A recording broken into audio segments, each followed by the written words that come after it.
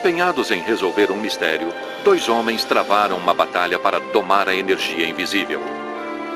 Eles pretendiam iluminar o mundo, e isso se tornou uma obsessão. A corrida para controlar e distribuir energia elétrica viraria uma guerra entre dois gênios, Thomas Alva Edison e George Westinghouse. Estes homens e suas invenções mudariam o mundo para sempre. A Guerra Elétrica.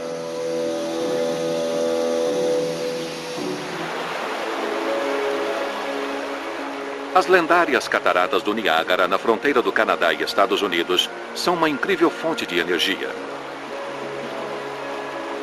120 anos atrás, geradores elétricos movidos pela imensa força das águas correntes começaram a utilizar o poder destas quedas.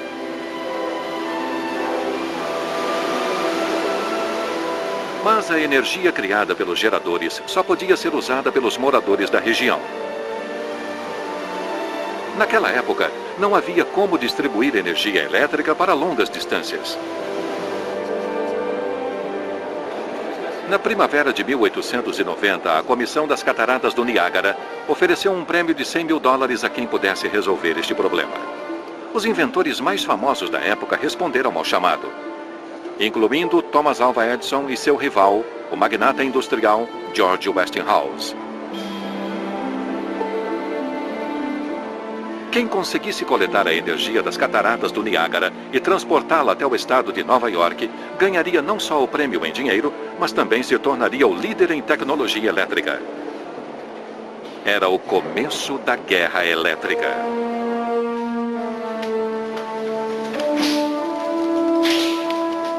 Doze anos antes, no seu laboratório em Menlo Park, na cidade de Nova York, Thomas Edison estava trabalhando em um projeto ambicioso. Ele queria iluminar o mundo, levando a eletricidade a todos os lares da Terra. Edison e sua equipe, que deviam jurar segredo, trabalhavam dia e noite, raramente dormindo mais que 4 ou 5 horas. Thomas Alva Edison veio de uma família pobre. Quando criança, ele ganhava dinheiro entregando jornais. Ele tinha problemas de audição e era um aluno mediano. Ainda morando com seus pais, ele começou a inventar, fazendo experiências com antigos equipamentos de telégrafo. Em 1869, Edison se mudou para a cidade de Nova York para tentar a sorte. No centro financeiro da América, informações eram um bem precioso, e o telégrafo as transmitia pelo país inteiro. Custos de transporte em São Francisco cruzavam com os de Chicago. Tarifas do aço de Pittsburgh. Toda a informação era reunida aqui. Edison conseguiu um emprego na Lowe's Gold Indicator como operador de telex do mercado de ações. Um dia, quando a máquina de telex quebrou, Edison percebeu sua chance. Trabalhando sem descanso, não apenas consertou o equipamento, como fez vários ajustes, melhorando a máquina. Seu chefe ficou tão impressionado que deu ao surpreso Edison um cheque de $36 mil. Usando o dinheiro como capital inicial, Edison passou a trabalhar por conta própria. Em 1876, montou seu primeiro laboratório de pesquisas industriais. Menlo Park é a parte mais importante na vida de Edison. Ele ficou lá por apenas 5 anos. Quando se mudou, ele criou algo que não existia naquela época, um laboratório de pesquisa e desenvolvimento. Seu único objetivo era desenvolver novas tecnologias. Edison escreveu a um amigo dizendo, vou desenvolver uma grande invenção a cada 6 meses e uma menor a cada 10 dias. Havia muitas pessoas trabalhando em várias partes de um projeto, e essa era a novidade que ele criou em Menlo Park, o primeiro laboratório de pesquisa industrial. Edison nem imaginava que seu interesse em eletricidade o levaria a uma batalha de aptidões com um oponente poderoso.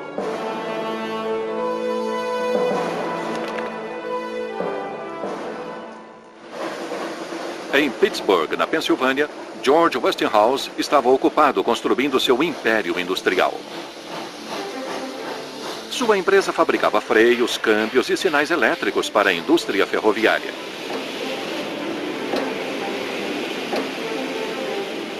Westinghouse e Edison tinham quase a mesma idade. Assim como Edison, O jovem George também era um fracasso na escola, preferindo trabalhar na oficina de seu pai. Quando criança, era fascinado por mecânica e desenvolveu uma série de invenções de sucesso ainda jovem, como Edison. Uma delas surgiu após ele testemunhar uma catástrofe numa visita à sua cidade natal em 1866. Westinghouse viu 2 trens indo em direções opostas no mesmo trilho. Os guarda-freios tentaram a qualquer custo evitar a colisão.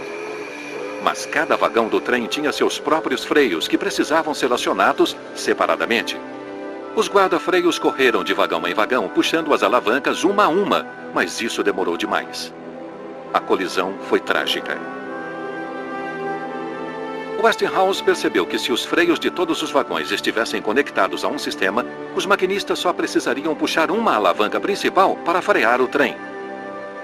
Ele começou a trabalhar em um sistema de freios operado por ar comprimido. Sua invenção foi um sucesso imediato. Westinghouse construiu sua primeira fábrica em Pittsburgh e logo seguiram outras na Inglaterra, França e Alemanha. O nome Westinghouse passou a ser conhecido mundialmente. Edison também alcançou a fama ainda jovem. Sua maior invenção, o fonógrafo, era usado no mundo todo. Mas ele queria levar seu gênio ainda mais longe. Movido pelo sonho americano, tanto Edison como Westinghouse desfrutaram do sucesso cedo. Mas a guerra elétrica que travaram acendeu uma rivalidade que levou um homem aos livros de história e o outro à obscuridade. No final de 1880, tanto Thomas Edison quanto George Westinghouse eram nomes conhecidos no mundo todo. Mas a obsessão pela eletricidade tornaria ambos em homens sem honra. Por muitas décadas, lâmpadas a gás iluminavam as ruas e casas em cidades ricas do mundo. Mas o gás era perigoso, propenso a explosões. A chama exposta manchava as paredes, usava muito oxigênio e causava dores de cabeça. Um sistema elétrico barato e seguro resolveria esses problemas, mas o alto custo e a resistência à mudança mantinham a eletricidade fora de questão. Fama e fortuna esperavam pelo inventor que pudesse resolver este dilema. Em Connecticut, Edison já estava trabalhando em um novo tipo de iluminação, a lâmpada de arco. Esta lâmpada fazia um barulho de assobio alto e soltava fumaça. Era completamente inapropriada para um lugar fechado. Se fosse possível gerar energia elétrica com segurança e controlar a distribuição, os lucros seriam imensos. Hoje, a eletricidade é uma fonte comercial importante e as empresas que fornecem este tipo de energia estão entre as mais poderosas do mundo.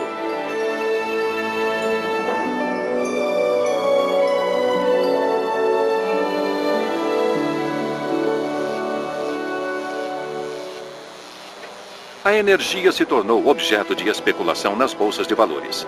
Hoje, em questão de segundos, negociadores reagem às mudanças de cotações e vendem enormes quantidades de eletricidade em todo o mundo.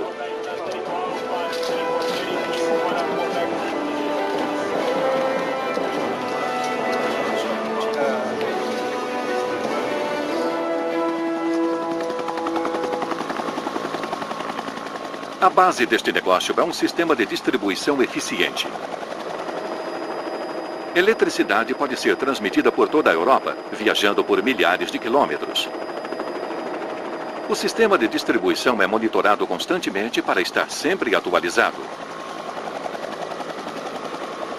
Como regra, estações de energia na Europa são operadas a 60% de suas capacidades. Se uma estação perder sua força, as outras estações repõem a perda de energia, aumentando suas produções. O fornecimento de energia para toda a Europa é controlado em 2 estações centrais, Brauweiler na Alemanha e Laufenburg na Suíça. O sistema de controle de Brauweiler coordena a distribuição de energia em toda a Alemanha e em cidades distantes e regiões industriais por todo o continente. Hoje, a rede elétrica pode fornecer até 380 mil volts. Mas 120 anos atrás, esta tecnologia era um sonho distante.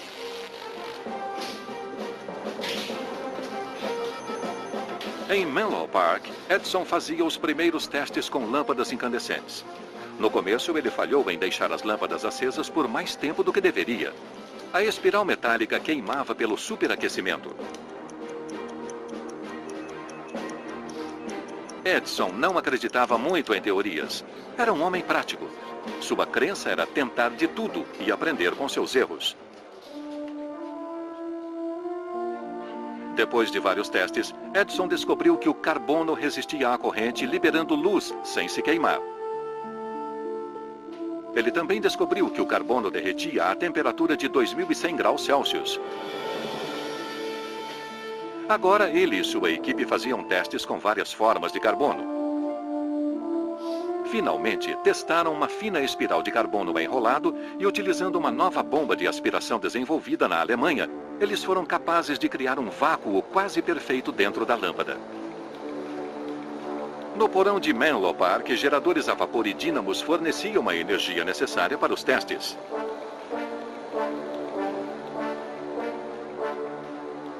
Finalmente, depois de meses de experiências, a equipe chegou a uma conclusão. A lâmpada com espiral de carbono durou 13 horas antes de queimar. Era um novo recorde. Em 1880, Thomas Edison recebeu a patente para a lâmpada com filamento de carbono, mas a um custo muito alto. O desenvolvimento da lâmpada custou $150 mil. Edison precisava de mais dinheiro. Ele queria construir um sistema completo, com interruptores, cabos fusíveis e geradores. Seus patrocinadores, porém, estavam céticos. Eles já haviam investido muito dinheiro por pouco retorno. Então Edison decidiu seguir sozinho, fabricando ele mesmo todos os componentes.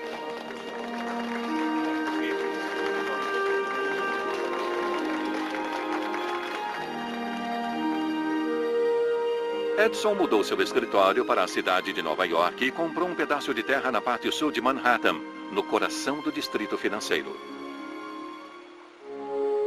O banco JP Morgan, o New York Times e os mais importantes investidores da bolsa se tornariam clientes de Edison, que acabou construindo a primeira estação de energia do mundo em Pearl Street. O sistema de Edison funcionava usando corrente contínua.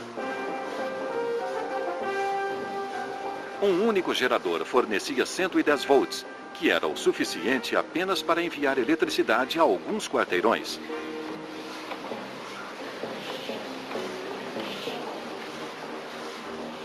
Para fornecer energia para toda a cidade de Nova York, seria necessário construir estações de energia em quase todas as quadras.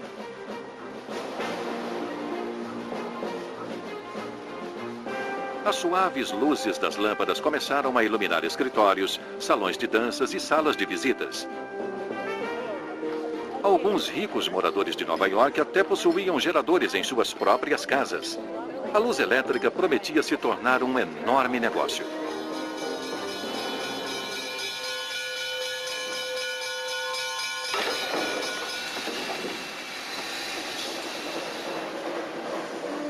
Enquanto isso, George Westinghouse trabalhava duro cruzando a costa leste dos Estados Unidos. Mas o sucesso da empresa de Edison, a General Electric, não escapava dos olhares de Westinghouse. A eletricidade continuava a crescer pelo país enquanto as ações de suas empresas de gás caíam.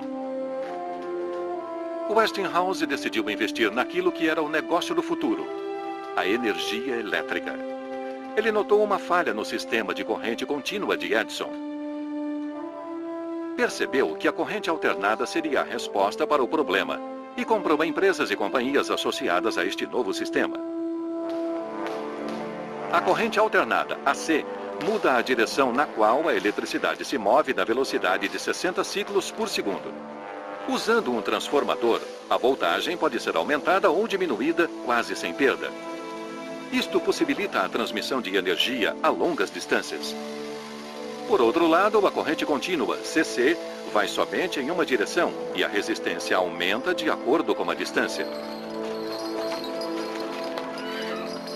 Em março de 1886, o moinho de água em Great Barrington, Massachusetts, tornou-se o local de testes que iriam revolucionar o comércio da eletricidade. O moinho fornecia energia a um gerador de corrente alternada pela primeira vez. A eletricidade era então convertida para alta voltagem com um transformador e enviada a 2 quilômetros até a cidade mais próxima, onde acendia as lâmpadas das ruas. Era um grande avanço. Com o tempo, Great Barrington se tornou conhecida. Em apenas 4 anos, os sistemas AC começaram a se tornar dominantes. Porque assim como as cidades cresciam, os subúrbios também cresciam. E para distribuir energia a essas áreas, ao invés de colocar uma estação em cada quadra, como no centro, agora você poderia fazer uma linha de distribuição para os subúrbios que surgiam. Esse método não era possível com o sistema de Edison. Enquanto isso, George Westinghouse controlava seu império de 29 empresas na região próxima de Pittsburgh, na Pensilvânia. A equipe de vendas de Westinghouse trabalhou sem parar e, em 2 anos, eles venderam 130 estações de energia de corrente alternada AC. Este novo sistema era mais econômico que o sistema de corrente contínua de Edison. Uma única estação de energia AC podia fornecer energia a uma grande área. Edison acusou seu concorrente de infringir sua patente. A guerra da eletricidade começava, uma batalha por um enorme mercado futuro.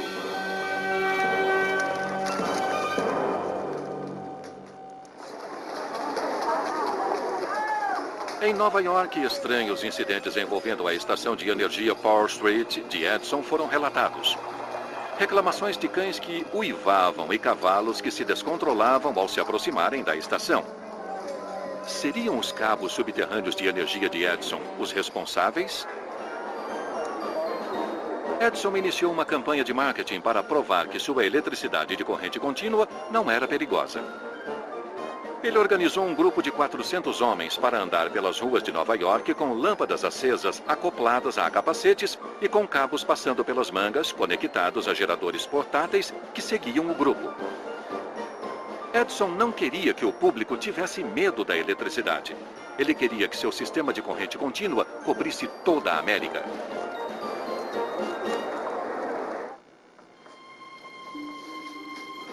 Em junho de 1884, um jovem sérvio chegava à América. Ele teria um papel crucial na guerra da eletricidade.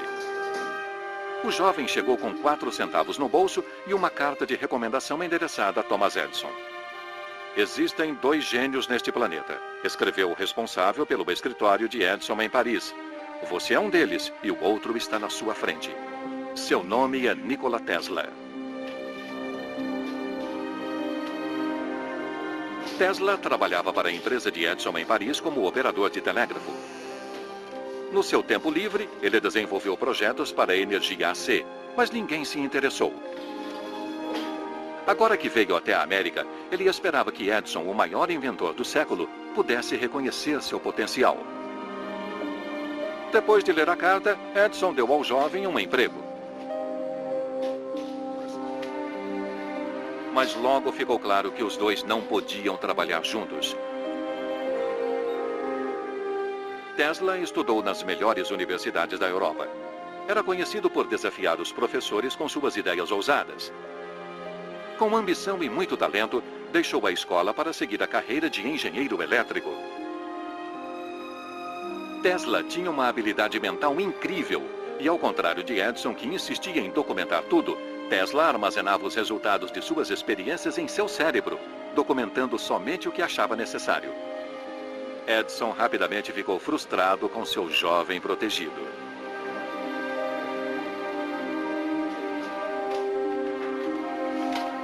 Tesla recebeu a tarefa de melhorar os dínamos de corrente contínua de Edison para torná-los mais baratos e eficientes. Edison prometeu uma recompensa de $50 mil se ele tivesse sucesso. O jovem cientista foi direto ao trabalho. Depois de um ano, trouxe a Edison 24 dínamos com melhorias drásticas.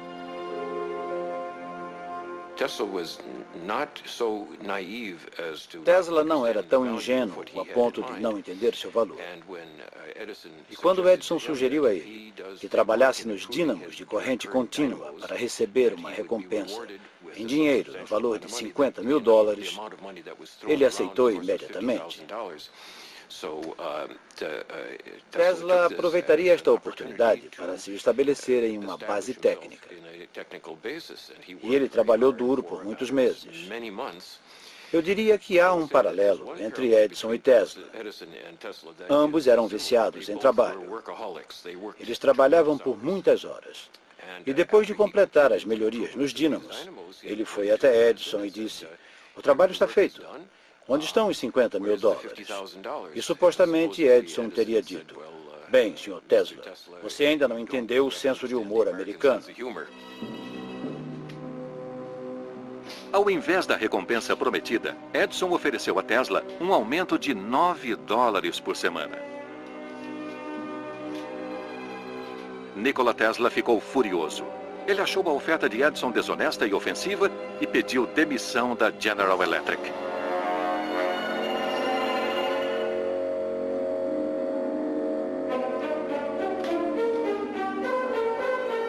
Edison deixou Tesla partir sem saber de suas brilhantes ideias. Tesla teria sua vingança, sendo uma peça fundamental do concorrente de Edison na construção da enorme estação de energia das Cataratas do Niágara.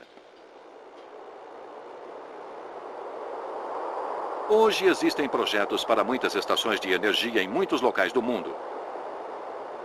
No ensolarado sul da Espanha, não muito longe da cidade de Almeria, foi construída uma estação de energia solar. Um grande número de espelhos se ajusta para capturar os raios do sol e refletir a luz para uma torre. A torre se aquece em até 1000 graus Celsius e cria o vapor que é usado para acionar um gerador convencional. No deserto de Mojave, no sul da Califórnia, outro projeto solar utiliza painéis parabólicos para aquecer tubos cheios de óleo.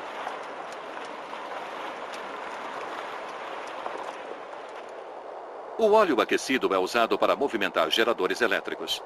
A ideia é que as estações de energia solar construídas em regiões quentes do planeta podem produzir enormes quantidades de energia. O lado negativo é que quanto maior a distância que a eletricidade tenha de percorrer, maior é a perda de energia. Os esforços para resolver este problema continuam. Um tubo de prata pura está sendo desenvolvido para se criar um cabo. O que parece ser um procedimento do dia a dia é, na verdade, tecnologia de ponta. Uma nova mistura de cerâmica no centro deste cabo dá propriedades revolucionárias de transmissão sem perda de energia. Este novo tipo de cabo está sendo chamado de supercondutor.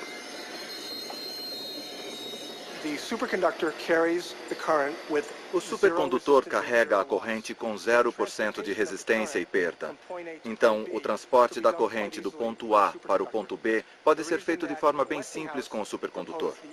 O motivo pelo qual Westinghouse propôs a transmissão com AC foi porque nos condutores convencionais de cobre, as perdas eram enormes nas transmissões por corrente contínua. Então, Westinghouse usou AC para minimizar o problema. O mundo seria um lugar muito diferente hoje se os supercondutores estivessem disponíveis no tempo de Edison e Westinghouse. Hoje, a tecnologia de supercondutores ainda está no início, mas esta empresa tem planos ambiciosos. Eles estão trabalhando para desenvolver um novo sistema de energia e construir motores elétricos mais leves e eficientes. Visão muito parecida que inspirou Nikola Tesla anos atrás. No final de 1890, a guerra da eletricidade voltava a esquentar. Tesla, Westinghouse e Edison brigavam para revolucionar a indústria elétrica. Com fama e dinheiro em jogo, eles não descansariam até alcançar seus objetivos. No dia 16 de maio, Nikola Tesla deu uma palestra que o tornou famoso mundialmente. Na frente de uma audiência de especialistas e engenheiros elétricos, ele apresentou seu motor de corrente alternada. O motor funcionava sem fricção mecânica. Tesla descobriu uma forma de usar campos magnéticos para girar o motor. Era genial. O motor era muito durável e quase sem manutenção.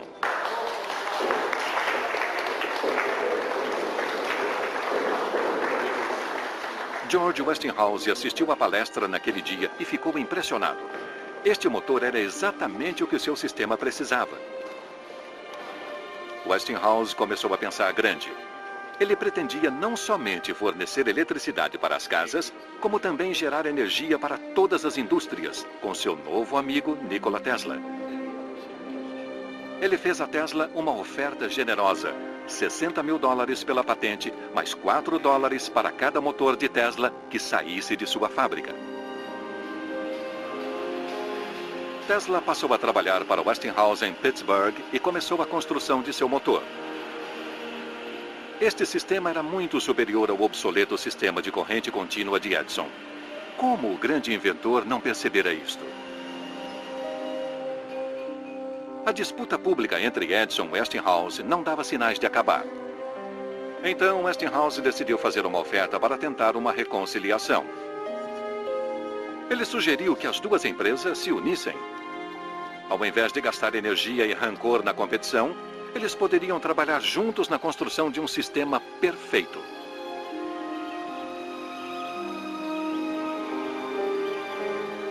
Mas Thomas Edison nem respondeu à oferta. Ele abrira um novo laboratório em West Orange, em Nova Jersey, o maior centro de pesquisa industrial do mundo.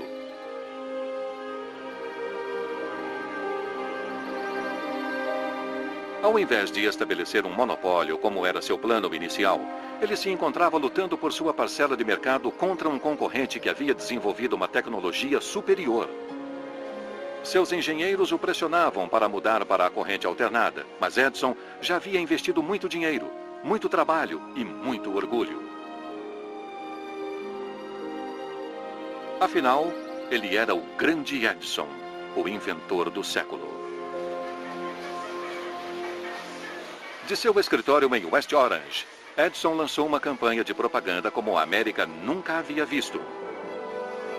Ele distribuiu panfletos que alegavam que a corrente alternada era vista como uma ameaça mortal. Seu objetivo era fazer com que o público em geral temesse o produto de seu concorrente.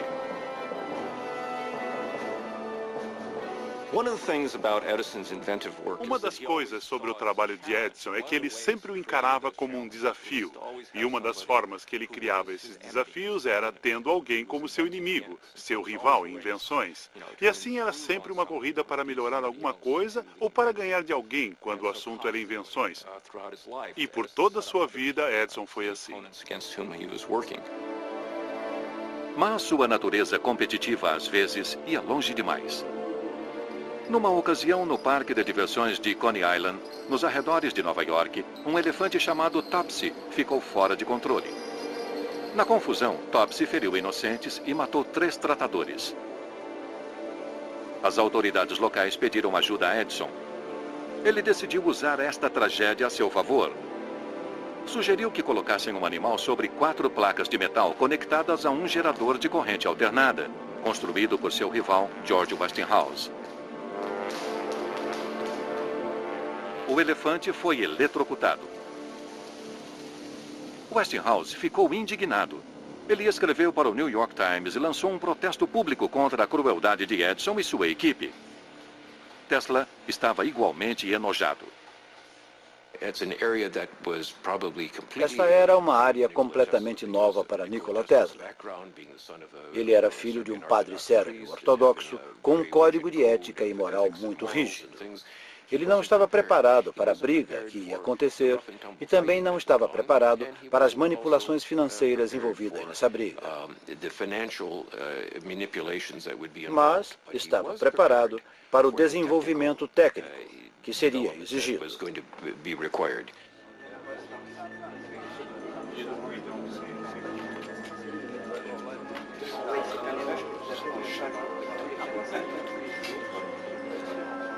Tesla respondeu ao desagradável conflito à sua maneira, fazendo incríveis demonstrações públicas que enfatizavam a segurança de suas invenções.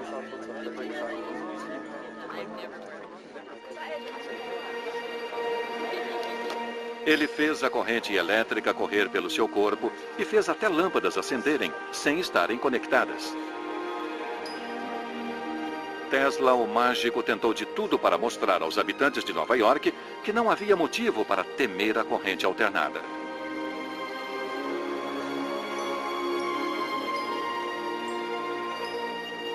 Então, Edison recebeu um pedido do comissário da cidade de Nova York que causou mal-estar. Sua solução para o elefante louco em Coney Island deu ao comissário uma ideia. Execuções por enforcamento eram consideradas ultrapassadas e desonrosas para uma nação moderna. Seria possível utilizar a eletricidade? Edison respondeu que a eletricidade poderia ser usada para execuções, mas que só a corrente alternada serviria a este propósito. Ele foi além, dizendo que o gerador Westinghouse seria perfeito para a tarefa. Em maio de 1889, William Kemmler foi condenado por assassinato. Sua pena, execução por corrente elétrica. Kemmler foi o primeiro homem a receber esta sentença. Edison sugeriu que o método fosse chamado de eletrocução, ou, maldosamente, dar um Westinghouse a alguém. Quando Westinghouse soube das notícias, contratou um advogado com a missão de provar em público que era cruel e desumano matar um criminoso com eletricidade. Westinghouse tentaria de tudo para evitar que a execução acontecesse.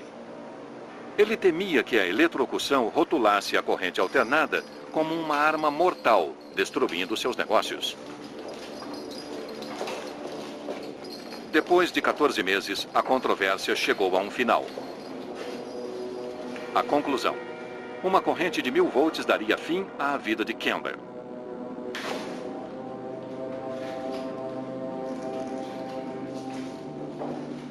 No dia da execução, Kemmler parecia mais calmo que qualquer pessoa na sala. Ele pediu aos guardas que certificassem que ele estava bem preso à cadeira.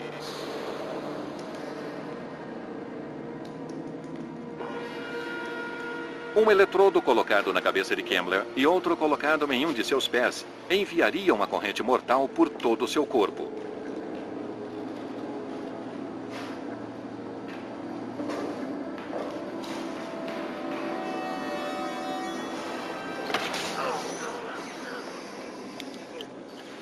A execução foi um desastre. 1000 volts não foram suficientes e ninguém sabia por quanto tempo a corrente teria de correr pelo corpo humano para matar uma pessoa.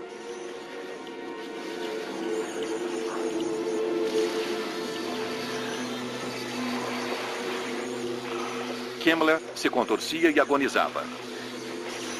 A plateia que iria testemunhar uma nova invenção presenciou um sofrimento terrível.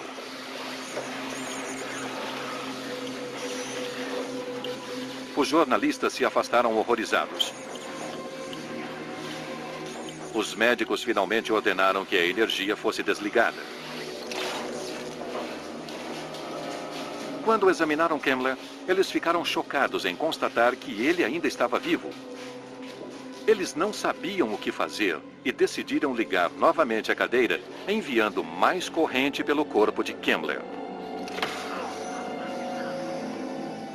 Desta vez, o gerador foi ajustado em 2000 volts. De repente, tudo estava terminado. Um terrível espetáculo, pior do que enforcamento, como disse um jornal de Nova York.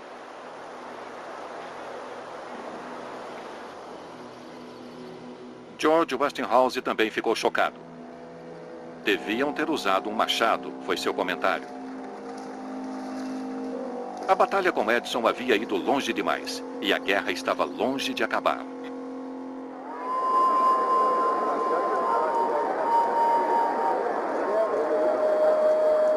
Enquanto isso, Thomas Alva Edison viajava em feiras mundiais com recepções triunfais onde quer que fosse.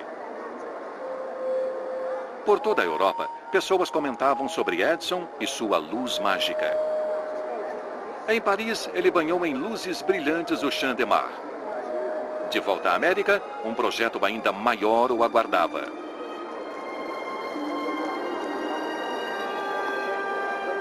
Todos comemoravam o aniversário de 400 anos da descoberta do Novo Mundo por Colombo. Na Feira Mundial de Chicago, um mar de luzes como nunca se havia visto marcaria a ocasião.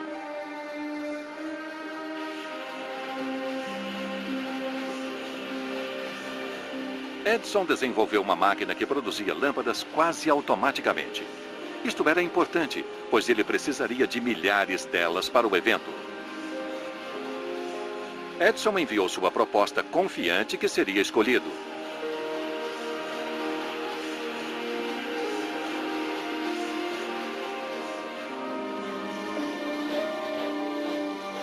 Porém, George Westinghouse enviou uma proposta $500 mil mais barata e ganhou o contrato. Mas Westinghouse errou em não consultar seu banco quando fez a proposta. Ele agora devia a Nikola Tesla $12 milhões em honorários e comissões por seus contratos. O Westinghouse estava prestes a falir. Atormentado, ele explicou a Tesla sua situação. Para pegar o trabalho da Feira Mundial de Chicago, ele precisaria de todo o dinheiro que dispunha.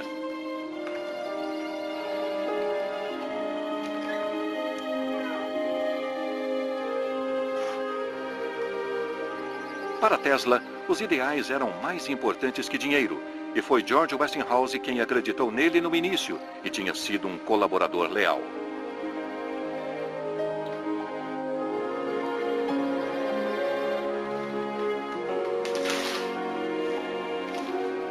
Tesla rasgou o acordo, e eles teriam somente alguns meses para se preparar para a Feira Mundial.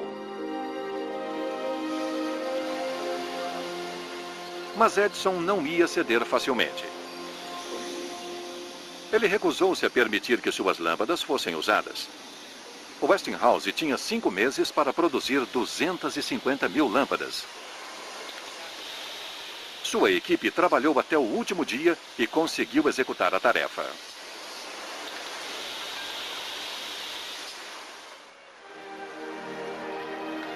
Milhares de visitantes vieram à abertura da Feira Mundial. Quase 30 milhões de pessoas viajaram para Chicago para admirar o mar de luzes criado por Westinghouse e Tesla.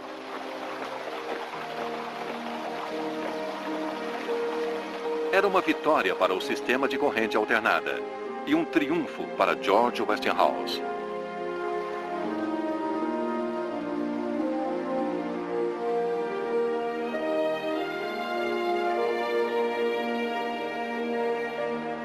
A Comissão das Cataratas do Niágara, que recebera várias propostas para a geração de energia, estava convencida que somente a corrente alternada poderia aproveitar melhor o potencial das cataratas. Westinghouse, então, ganhou o contrato para desenvolver a usina das Cataratas do Niágara.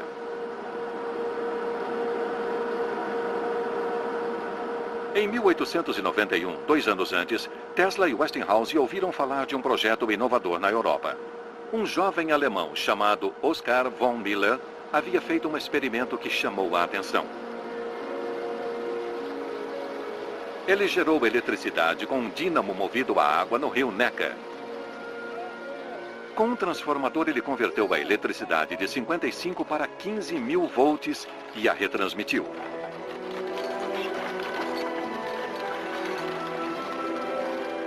Ele construiu a primeira linha de transmissão e levou a eletricidade para a cidade de Frankfurt, a 175 quilômetros de distância. Lá, ela seria utilizada para acionar 1000 lâmpadas e uma cachoeira artificial, um feito que repercutiu do outro lado do Atlântico.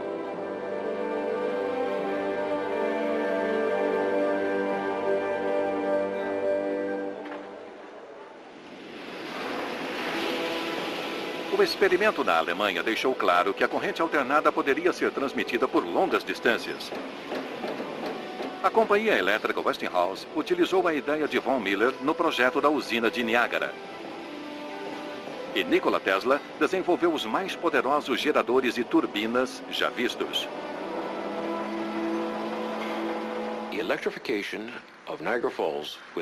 A eletrificação das cataratas do Niágara com corrente alternada foi provavelmente o mais importante desenvolvimento tecnológico do mundo até então.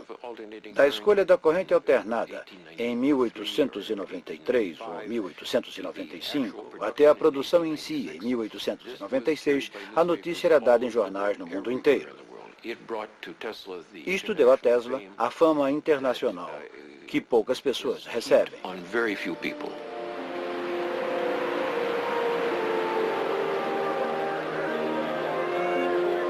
No dia 15 de novembro de 1896, a usina das Cataratas do Niágara foi inaugurada oficialmente.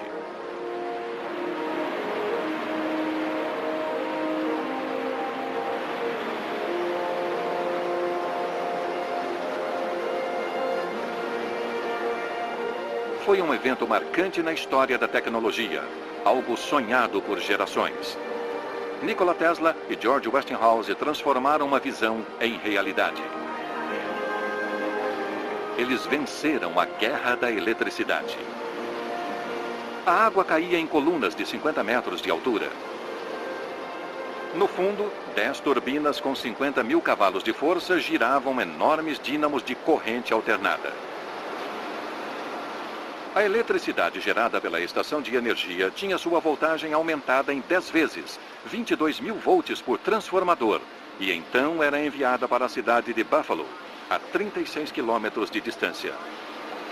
Lá, a energia era novamente baixada para uma voltagem manipulável e usada para operar máquinas e iluminar casas e lojas. Após anos de batalhas, a guerra da eletricidade chegava ao fim, culminando com o projeto em Niágara. Até hoje, as cataratas do Niágara fornecem energia para o leste e o centro-oeste americano, mas a energia agora se concentra em uma fonte mais distante. Apesar da guerra da eletricidade do século XIX ter terminado, hoje há novas batalhas para controlar a energia mundial. Com recursos limitados na Terra, cientistas e inventores modernos estão buscando respostas no Sol. Na Alemanha, o Instituto Max Planck de Física Plasmática vem conduzindo pesquisas de fusão nuclear há 40 anos. Hoje, 1000 pessoas trabalham na construção de uma estação de energia de fusão. Seu objetivo é produzir energia a partir do núcleo atômico da mesma forma que a energia calórica é criada no centro do Sol. Mas ainda é muito experimental. Os riscos da fusão nuclear são bem menores do que os riscos da fissão nuclear e produz menos lixo radiativo. Se os cientistas puderem controlar a fusão nuclear, será possível produzir quantidades inimagináveis de energia. Até agora, fusão nuclear é somente uma teoria. Os cientistas conseguiram produzir fogo de plasma que durou apenas alguns segundos. Um teste está prestes a ser executado. A fusão de um núcleo atômico exige uma temperatura de 100 milhões de graus Celsius. O plasma é aquecido utilizando-se tecnologia parecida com a do forno de micro-ondas. O combustível neste teste é um gás ionizado, plasma composto dos elementos deutério e lítio. Já que nenhum material conhecido pode suportar o calor do fogo de uma fusão nuclear, o plasma ficará flutuando na câmara de combustão por um campo magnético extremamente forte, produzido por espirais supercondutoras. No começo do século XX, Nikola Tesla criou o espiral Tesla, que gerava incríveis quantidades de energia. Depois do sucesso da estação de energia das Cataratas do Niágara, Tesla almejou o futuro. Perto de Nova York, ele deu início a um projeto revolucionário, onde pretendia transmitir energia de torres para navios e máquinas sem fios. Mas não funcionou. Sua visão ainda está para se tornar realidade. A vitória de Westinghouse na guerra da eletricidade fez da sua empresa um sucesso internacional. Ele chegou a ter 50 mil funcionários. Os custos de expansão eram enormes, mas Westinghouse não tinha patrocinadores. Em 1907, a Bolsa de Valores americana quebrou e os bancos cortaram seus créditos. George Westinghouse foi deixado com uma dívida de 72 milhões de dólares. Ele foi forçado a entregar o controle de sua empresa. O trabalho de sua vida desmoronou a seus pés. Por outro lado, Edison já trabalhava em novas invenções. mas ele ainda amargava a derrota para a corrente alternada. Nos anos 20, Edison foi homenageado pelo aniversário de 50 anos da invenção da lâmpada. As pessoas atribuíram a ele tudo o que era elétrico, inclusive os sistemas de corrente alternada que todos estavam usando. O próprio Edison, nos anos 20, continuava contrário a esse sistema. E ele nunca aceitou o fato de que esse sistema era melhor que o seu.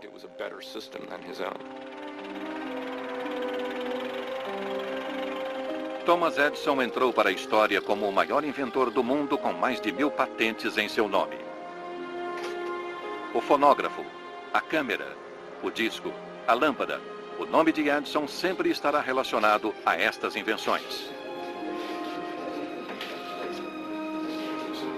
Já no final da vida, ele admitiu a seu filho: acho que o maior erro que cometi na vida foi não mudar para a corrente alternada.